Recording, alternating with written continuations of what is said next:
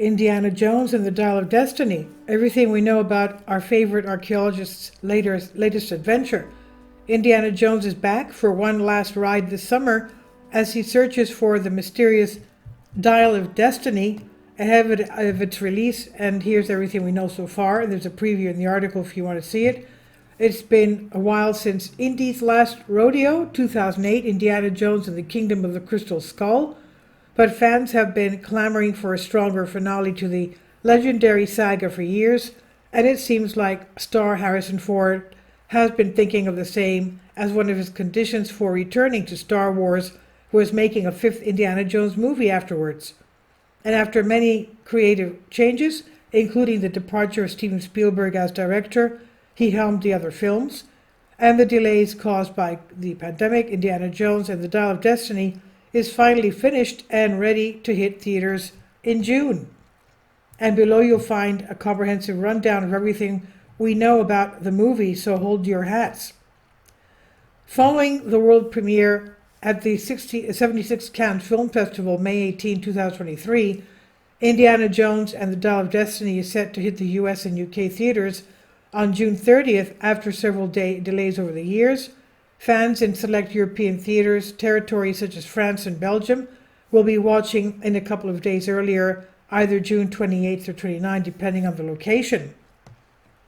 And as mentioned, the cinema is the first place you'll be able to catch Indiana Jones and the Dial of Destiny when it launches June 30th. It's safe to say that it will end up on Disney Plus once that cinema run ends, and we won't have an exact date nailed down for that yet. In the meantime, though, you'll be able to watch the other 4 Indiana Jones movies on Disney Plus from May 31st. Indiana Jones and Raiders of the Lost Ark, Temple of Doom, Last Crusade, and Kingdom of the Crystal Skull will all be available to watch on the service for the first time.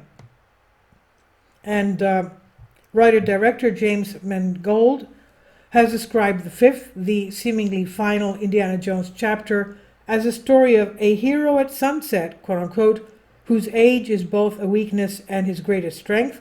Most of the plot takes place in 1969, right in the middle of the Cold War and the famous space race between the Soviet Union and the United States. Although this period of competition between governments and countries will factor into the plot, the Nazis, actually ex-Nazis involved in the US moon landing program, are back as the main villains of the film. In fact, Indiana Jones and the Dial of Destiny is supposed to open with a rather lengthy sequence set in 1944, taking us back to Indy's glory days through the use of CGI and deepfake techniques already perfected by Lucasfilms in their live-action Star Wars shows. The actual story and its main beats are locked away probably right next to the Ark of the Covenant, though we know for sure that Phoebe Walker-Bridges' adventures, Helena, Indy's goddaughter, will carry much of the narrative weight and perform many stunts alongside Harrison Ford's iconic hero. The first public look at Indiana Jones and the Dial of Destiny came through a traditional teaser trailer released December 1st, and you can watch it in the article that I'll leave a link below for you in the description box. A more extended look at the arrived at the main trailer, released April 7th of this year. As we said, not much is revealed about the story, but we get to see some of the characters' dynamics that will carry the film forward.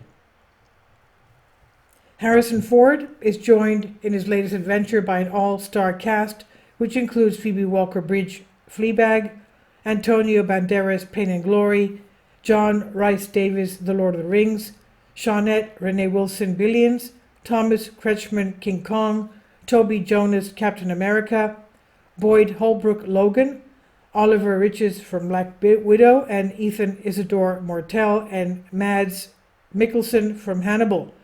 Unless Lucasfilm has been able to keep their cameos a secret to this point, Karen Allen's Marion Ravenwood, Indy's wife in the End of the Kingdom of the Crystal Skull, and Shia LaBeouf's Mutt Williams, his son, are not a part of the final Indiana Jones installment.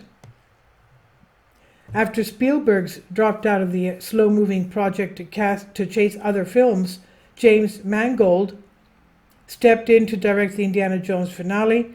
Lucasfilm must be happy with the final result, as they recruited him into the Star Wars family to direct a new movie set in the far past of the universe. Mangold wrote the final script alongside Jez and John Henry Butterworth, who had worked with him previously on Ford versus Ferrari. The previous drafts came from longtime Spielberg collaborator David Koepp, Jurassic Park, who first cracked the basic story alongside Spielberg himself.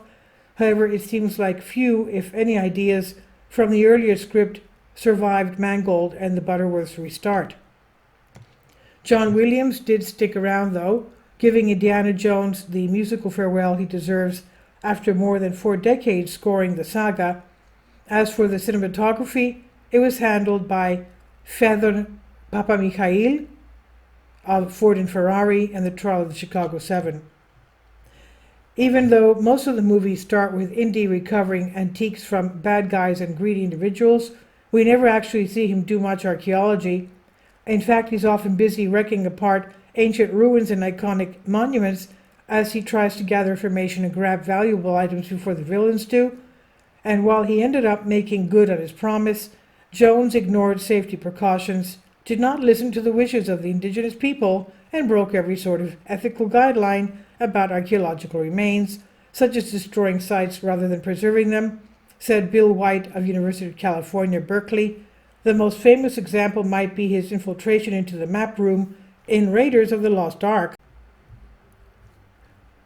which ends in chaos as Indy and Marion escape the Well of Souls. Indeed, archaeology, especially in its modern form, is far from the swashbuckling lifestyle presented by the Indiana Jones movies. However, many male archaeologists out there are still called real-life Indiana Joneses by outlets and newspapers. Popular culture is simply too influential, it seems. One realistic thing that Indiana Jones is seen actively doing is teaching and working alongside the museum curator Marcus Brody regularly. Mind you, the tight relationship between archaeologists, educational institutions, and museums are much more complex nowadays. But the calmer side of Indy's life presented in the movies is largely reflective of the enterprise of archaeology during the first half of the 20th century. And this is by Franz Ruiz of Live Science. And as we said, you can see the previews of the movie in the article. Please leave your comments, and thank you for your support. Finally, support my Patreon account. The daily posts are 5 videos daily, and they are totally different from what I have on my YouTube channel. Thank you so much for your support and that you find all my content so interesting. You'll find the Patreon account details in the description box below.